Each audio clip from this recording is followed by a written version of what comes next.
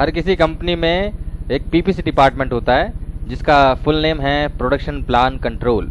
तो production plan control का जो डिपार्टमेंट है वो क्या काम करता है, जितनी भी डॉक्यूमेंट्री होती हैं, जैसे कि माल बनने से लेकर माल खरीदारी का रॉ मटेरियल आने से लेकर माल की डिलीवरी होने तक, यानी कस्टमर तक पहुंचने तक की सारी डॉक्यूमेंट्री पीपीसी डिपार्टमेंट में होती है। तो उन्हीं में से एक स्क्रैप नोट ऑर्डर का ये एक प्लान चार्ट है जो कि आपको स्क्रीन पर दिखाई दे रहा है। तो आज हम इसी के बारे में बात करने वाले हैं। तो यहाँ पर ये क्यों बनाया जाता है और इसकी एंट्री किस टाइप से करी जाती है।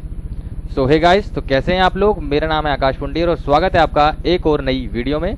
तो यहाँ पर सबसे पहले आपको जो स्क्रीन पर दिखाई दे रहा है इसके बारे में थोड़ा डिटेल में समझ लेते हैं। यहाँ पर आपको कंपनी की तरफ से पहले से ही ये स्क्रैप नोट का फॉर्म आपको मिल जाएगा। हालांकि हल्की फुल्की क्या पता कुछ इसमें चेंजमेंट हो, लेकिन हर किसी कंपनी में इस तरह के स्क्रैप नोट की डिज़ाइनिंग होती है। तो आप भी इस तरीके से इसको थोड़ा सा अगर कुछ मॉडिफिकेशन होती है तो वो आप कर सकते हैं, नहीं तो आमतौर पर इसी तरीके से इसकी डिज़ाइनिंग हो जाती है। ठीक है, अगर ये आपको डाउनलोड करना है तो लिंक इसका डिस्क्रिप्शन में है, वहाँ से आप इसकी वीडियो देख करके जो है प्रैक्टिस कर सकते हैं। और वीडियो को लास्ट तक आपको देखना होगा, तभी आपको प्रॉपर वे में समझ आएगा। तो समझ लेते हैं। यहाँ पर देखिए सबसे पहला है सीरियल नंबर, ये डेट ऑफ स्क्रैप यानी जिस डेट में स्क्रैप हुआ है। डिस्क्रिप्शन है, यहाँ पर डिस्क्रिप्शन में आइटम, जो भी कंपनी आइटम प्रोवाइड कर रही है, ठीक है, जैसे कि जिस कंपनी, मैं ये अपना पर्सनल एक्सपीरियंस शेयर कर रहा हूँ आप लोगों से। तो डिस्क्रिप्शन बॉक्स में क्या है, यहाँ पर ये कंपनी का जो भी प्रोडक्ट है उसके मॉडल के हिसाब से यहाँ पर एंट्री करी हुई है। तो आपको भी इसी टाइप से अपनी कंपनी के प्रोडक्ट के अकॉर्डिंगली एंट्री जो है करनी है। यहाँ पर उसका सेल ऑर्डर नंबर है। जैसे ही कोई बिल कटता है किसी कस्टमर के नाम पर तो उसमें एक बिल नंबर होता है, वो यहाँ पर सेल ऑर्डर नंबर जो है यहाँ डालना है। ऑर्डर की डेट कब है, यानी ये माल क्या हुआ, स्क्रैप नोट का मतलब क्या होता है, पहले हम इस चीज़ के बारे में समझ लेते हैं। देखिए जैसे कि किसी कस्टमर ने 20 अगस्त को जो है माल अपना जो भी गुड्स है, सामान है, जो भी वो कंपनी से बनवा रहा है, तो वो 20 तारीख को उसने ऑर्डर किया। और यहाँ पर देखिए इसमें एक और डेट होगी, ऑर्डर सॉरी क्लोजिंग ऑर्डर नहीं है इसमें, वो दूसरी रिपोर्ट में, कोई बात नहीं। तो अब जिस डेट में भी इसको जाना होता है उस डेट तक तैयार इस माल को करना होता है। अब इस बीच में उस माल में कुछ भी स्क्रैपिंग या कुछ भी ख़राब हो जाता है, जैसे कि जिस कंपनी में मैं काम करता हूँ तो वो क्या है, बेल्ट जो होते हैं ना, बेल्ट के बिल्ले जो होते हैं वो बनाती है। ठीक है, ये उसी के सब मॉडल्स हैं यहाँ पर। और इसका सेल ऑर्डर नंबर है, यहाँ पर ऑर्डर की डेट है। तो अब जैसे टोटल जो क्वांटिटी है वो उसने 3957 की क्वांटिटी में ये मॉडल के बेल्ट के जो बिल्ले हैं वो मांगे थे, और उसमें 300 बनते टाइम 340 जो हैं ख़राब हो गए। ठीक है, ये उस चीज़ की रिपोर्ट है। तो उसको दोबारा से अब हमें डेवलप करना पड़ेगा कंपनी के, तो उसी के चलते यहाँ पर ये स्क्रैप नोट तैयार करा जाता है। ठीक है, कि कंपनी में कितनी बार और किस डिपार्ट में ये माल ख़राब हो रहा है। ठीक है, यहाँ पर ये सारी चीज़ें हम जानने वाले हैं। तो देखिए यहाँ पर देखिए स्क्रैप क्वांटिटी कितनी है, 340 पीस ख़राब हुए हैं, ऑर्डर क्वांटिटी इतना है। और एक जो बेल्ट का जो बिल्ला है उसका क्या है, 7.42 उसका एक प्राइस रेट है, जिसकी वैल्यू में यहाँ से हमने क्या किया, मल्टीप्लाई कर रखी है। ये सिंपल कुछ नहीं, इक्वल बटन प्रेस किया और यहाँ से ये मल्टीप्लाई बाय 7.42 पर एंटर प्रेस कर दिया, तो इसकी टोटल एग्जैक्ट वैल्यू यहाँ पर निकल करके आ जाएगी। अब बात कर लेते हैं यहाँ पर reason area, sorry response area. Response area का मतलब, अभी जैसे कि किसी मतलब कोई भी कंपनी है उसमें बहुत सारे डिपार्टमेंट हैं यहाँ पर, और एक है एरिया ऑफ रिजेक्शन। इन दोनों में डिफरेंस क्या होता है। रेस्पॉन्स एरिया का मतलब है कि जिस डिपार्ट में मतलब रॉ मटेरियल से उठ के अलग अलग डिपार्ट में आते हैं ना, जैसे कि पहले डाई कास्टिंग में जाएगा, फिर बफिंग में जाएगा, फिर प्लेटिंग में जाएगा, मतलब उस पर कोटिंग वगैरह होती है, तो बहुत सारी चीज़ें। तो आप जब किसी पीपीसी डिपार्ट में काम करेंगे तो उसमें आपको समझ में आ जाएगा किस तरीके से। मैं बस थोड़ा सा एक आपको सजेस्ट कर रहा हूँ, तो इस तरीके से आपको ये बनाना होगा। तो यहाँ पर देखिए बफिंग, प्लेटिंग, ये इस तरीके से डिपार्टमेंट दिए हुए हैं। तो अब रेस्पॉन्सिबल ये है कि यानी इसकी वजह से स्क्रैप जो है बना है। ठीक है, और ख़राब जो माल हुआ है वो डिपार्टमेंट ये वाले हैं। तो समझ में आ गया इन दोनों में डिफरेंस। यहाँ पर यूनिट 2, यूनिट 1 यानी कंपनी के हमारे जो है 2 पार्टीशन हैं। तो रॉ मटेरियल एक साइड बनता है और जो पक्का माल है वो एक साइड बनता है, फिनिश्ड गुड्स जिसको बोला जाता है। और यहाँ पर ये यूनिट 2 में ही जो भी रॉ मटेरियल है वो तैयार होता है, तो इसलिए यूनिट 2 डिपार्टमेंट यहाँ पर जो है हमने लिखा हुआ है।